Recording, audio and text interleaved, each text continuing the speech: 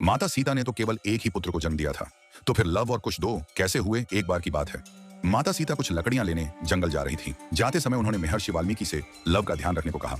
उसे समय महर्षि वाल्मीकि किसी कार्य में व्यस्त थे, इसलिए उन्होंने केवल सिर हिलाकर लव को वहीं रखने की स्वीकृति दे दी। जब माता सीता जाने लगी तो उन्होंने देखा कि महर्षि अपने कार्य में पूरी तरह से व्यस्त हैं, इसलिए उन्होंने लव को अपने साथ ले जाना ही उचित समझा और वह उसे लेकर के जंगल चली गई। महर्षि वाल्मीकि ने यह नहीं देखा कि लव उनके पास नहीं है। कुछ समय बाद जब महर्षि का ध्यान उस ओर गया, तब उन्होंने वहां लव को नहीं पाया। यह देखकर वह बहुत परेशान हो गए। उन्हें यह डर लगने लगा कि किसी जंगली जानवर ने लव को उठा तो नहीं लिया। वह सोचने लगे कि जब माता सीता वन से वापस लौटेगी तो वह उन्हें क्या उत्तर देंगे। इसी भय और पश्चाताप में वह व्याकुल हो उठे। तभी महर्षि वाल्मीकि ने पास में पड़ी कुश की घास उठाई और मंत्रों का उच्चारण करके एक बालक को उत्पन्न किया, जो दिखने में बिल्कुल लव जैसा ही था। कुछ देर बाद जब माता सीता वन से लौटकर आई, तब महर्षि ने देखा कि लव उनके हाथ में पहले से ही मौजूद है। यह देखकर वह आश्चर्यचकित रह गए, लेकिन माता सीता दूसरे बालक को देखकर बहुत प्रसन्न हुई, क्योंकि वह बालक कुशा से उत्पन्न हुआ था, इसलिए उसका नाम कुश रखा गया।